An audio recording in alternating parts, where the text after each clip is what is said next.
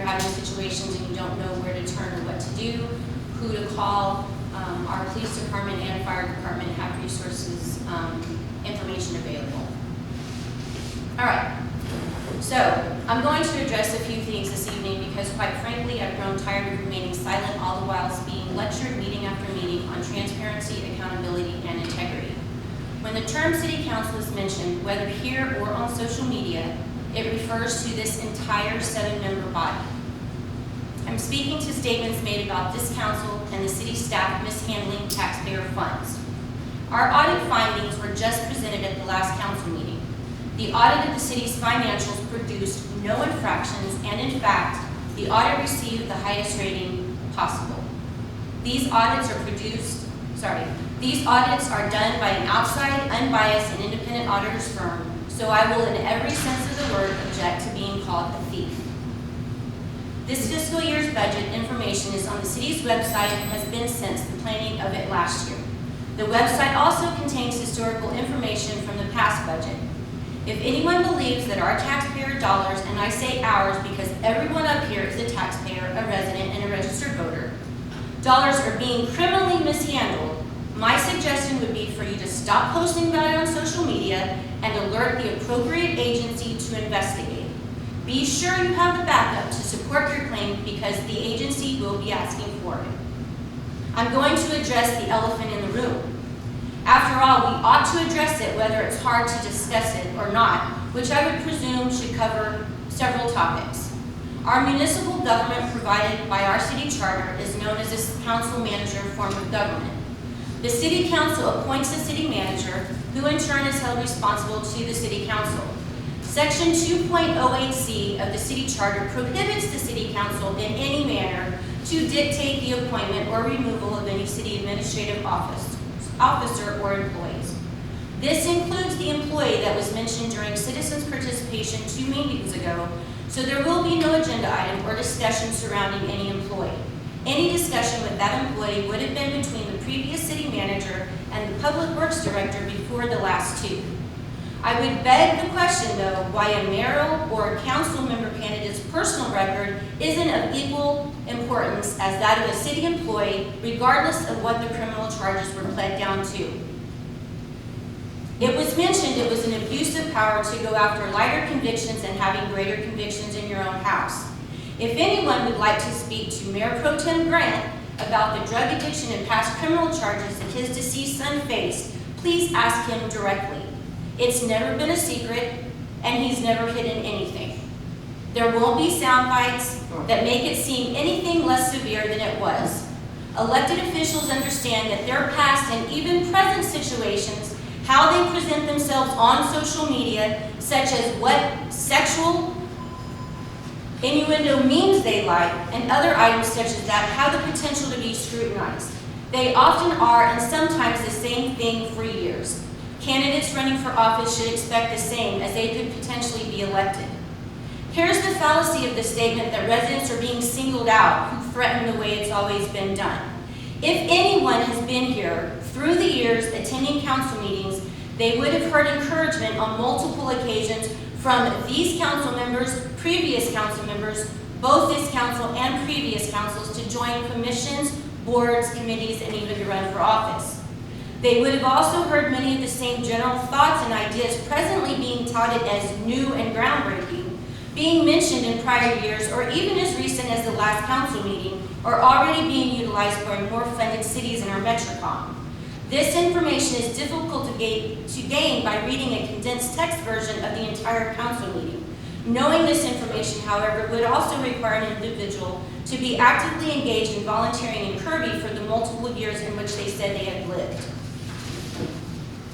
I didn't go through extreme lengths for information. As you're fully aware, open record requests are available to anyone who requests specific information and willing to pay the nominal fees. The information was quite accessible, and the requests I made were done in the same manner that acquired information on residents, including Mayor Pro Tem Grant, along with numerous other open requests that have been made to the city.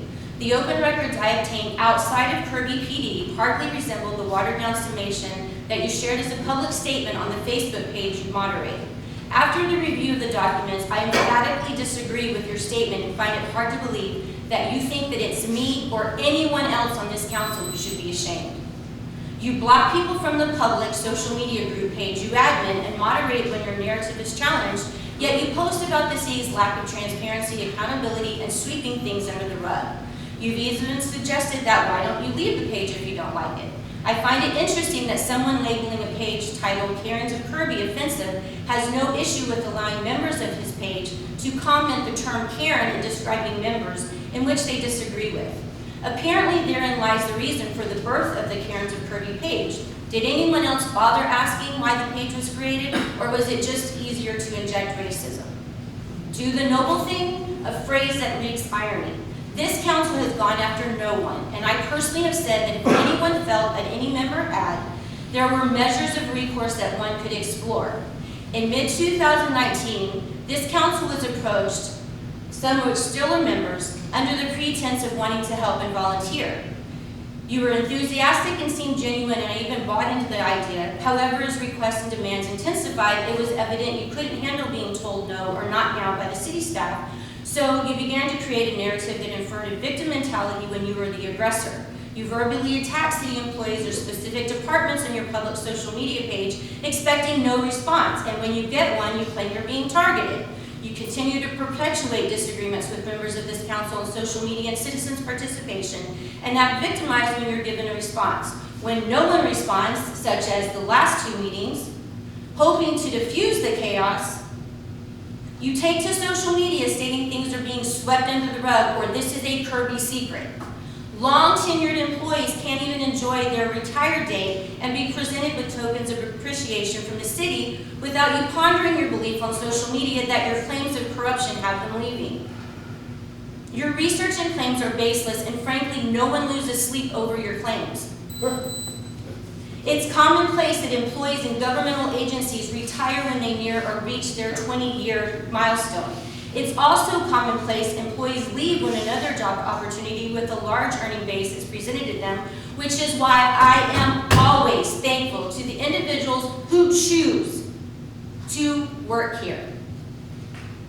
They choose their employment here, not because they have to work here. For those who think family isn't a valid reason to retire or to step away from the position, you either have no immediate family, not concerned with family dynamics, or maybe your priorities are just in a different place.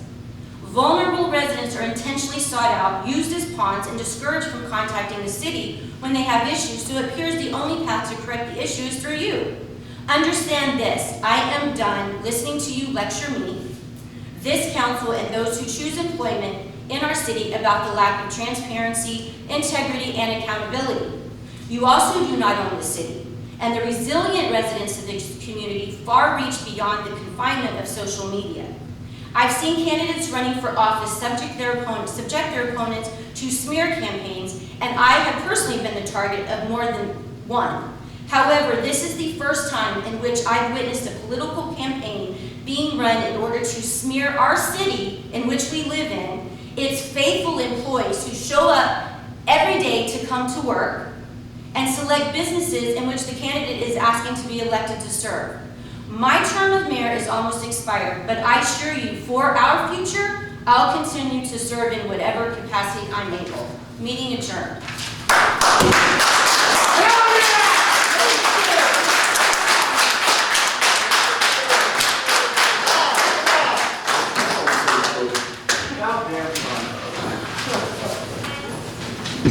I see. Thanks, keep it for clapping. I understand. How are you? Integrity.